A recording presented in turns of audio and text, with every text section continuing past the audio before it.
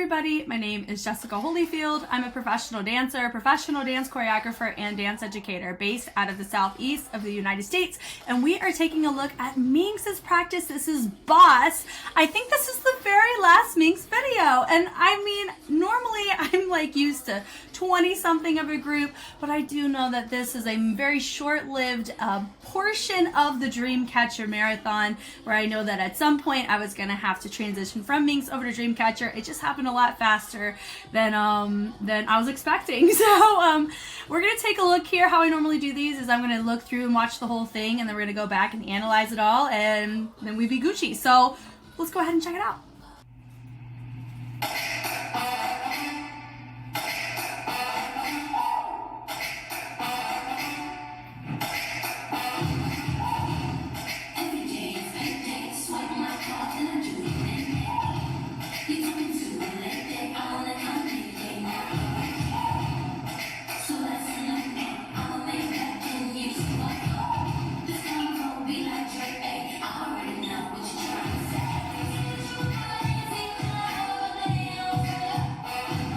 Okay, nice syncopation.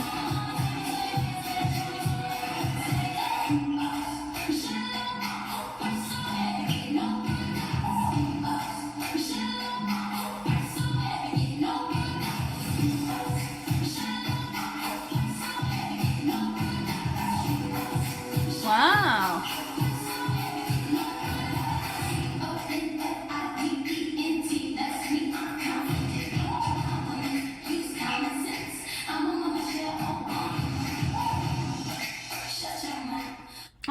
Okay, so I do know that this was KK Harris and Trisha Miranda.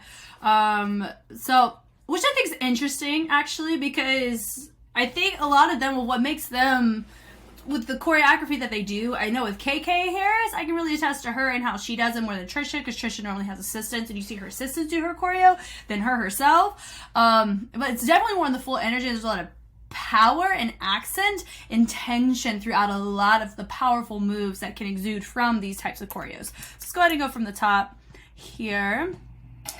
Da da da da da. With a snap out. Notice one of them shows to snap all the way out and the other shows to snap subtly.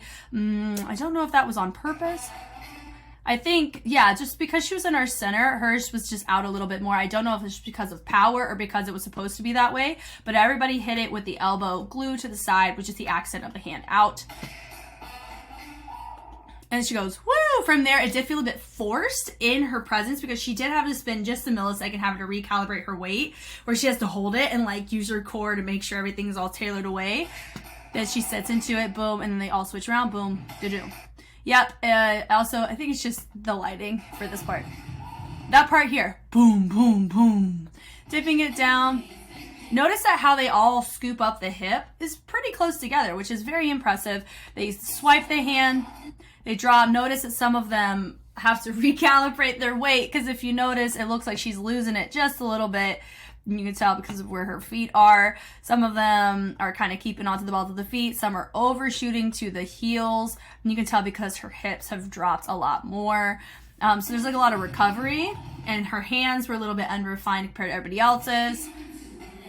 Yeah, I just say in general, not everybody's on the same page on how far to go over, when to come up, when to shift their weight from one side to the other. And there's a lot of weight changes in this, and a lot of syncopation. So that's going to be a really tricky thing that's tested when you do choreo like this. Yeah, up here, notice we're not really taking risk on shifting the weight. She didn't really do that much here. She just kind of stepped together about shoulder length apart. Normally for this, it would look better if you try to shift your weight to the elbow length apart distance versus the shoulder. It's just that extra give makes your movement feel more full in between your transitions. Dipping it down to here, and da-da-da-da, nice little taps.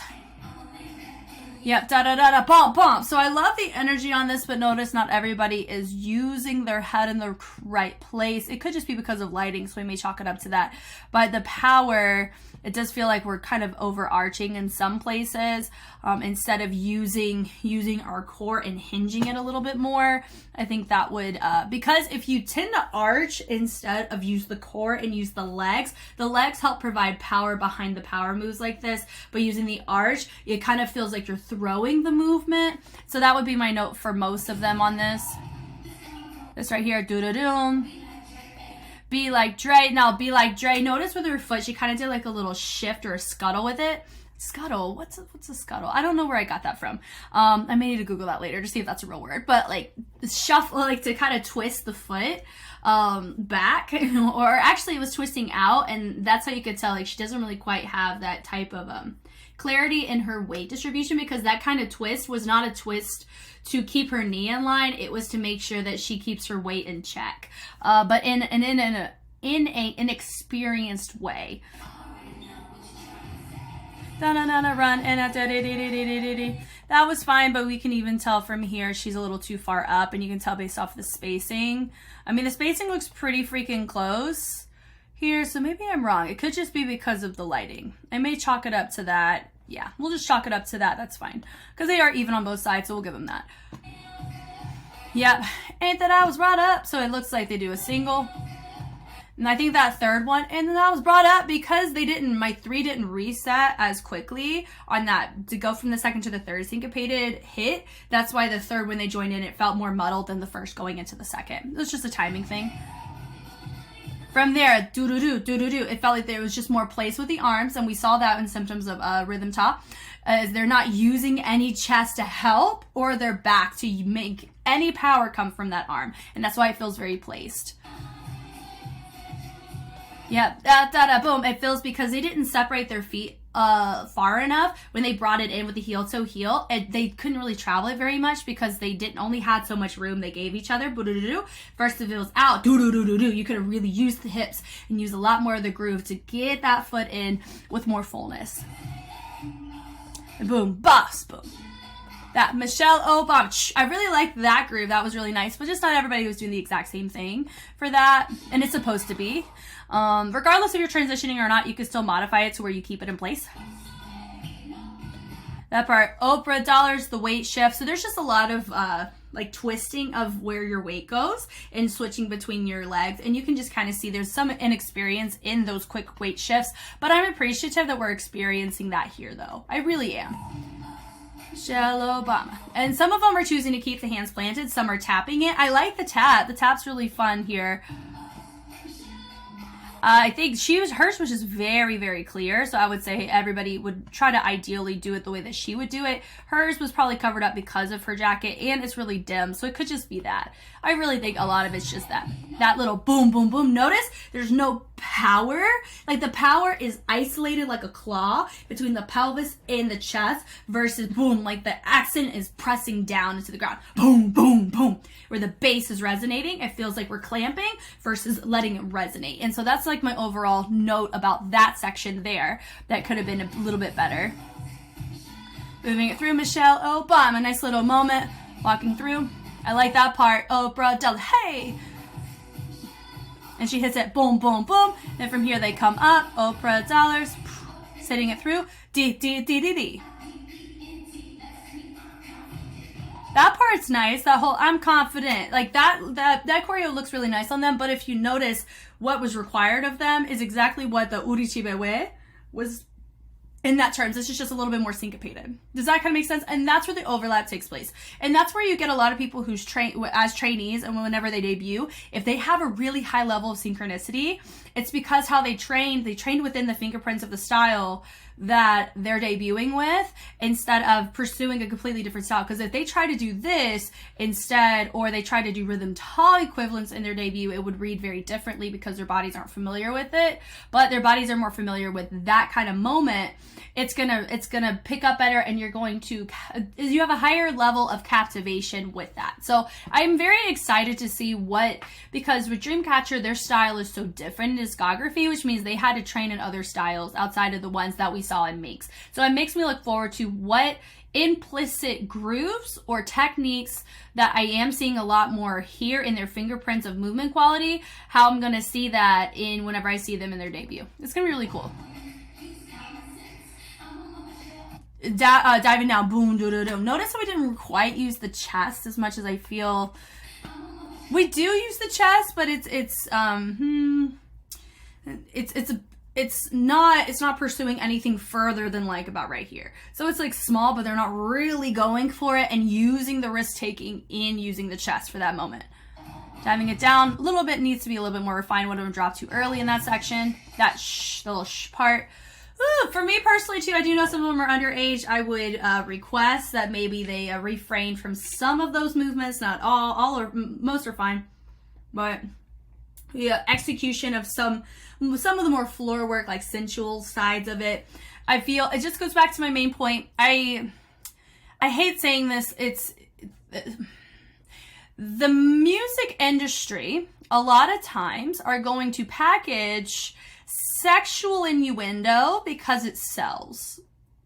And a lot of times you're naturally, there's going to be more work for dancers in that field because there's more money to be made in that field. It sucks, but it's true. And I can speak about my Western culture experience on what is out there in my day-to-day life. So that's why you do tend to see a trend of people training in like more power and a bit like teasing, sensual teasing. And no, I'm not talking about like majorette. That's not majorette at all. And this is more of like, you could honestly put on some heels and do a little bit of heelography in this too, but they're not doing heels. So all that to say, like, it really just depends on the context of the choreo with the track. I know with Harmony, they do tailor a lot more of the sensual over the years, but not at this part as much, or this era as much. But my overall note still stands. You know, I did hear from some Patreons that some of them are like a bit underage, or they're like 16. 16 is not old enough to be training in certain technique overlaps, that certain adult positions of sexual nature. I don't feel the need that we need to be working on those things so young, in my personal opinion. But this was it. This was the last we get to see of MINX before we transition over to Dreamcatcher. So it's bittersweet, but you know, part of me is like, I'm ready for some Dreamcatcher. Thank you guys so much for watching. If you want to see more marathons like this, I do a poll about the beginning of every month of a Gen 3 or a Gen 4 group, typically of their discography. We vote, I watch, it's great, and I even end up covering a couple of the routines just so I can empathize with the movement quality that I spent so long analyzing. So if you want to be a part of that, Patreon would be a great place to do that. But if you're totally okay with seeing what happens every month and seeing what gets launched every month, I'll be here hanging out with you guys on YouTube and on Patreon nonetheless. And as always, I am Jess, and I will catch you on the flip side. Bye!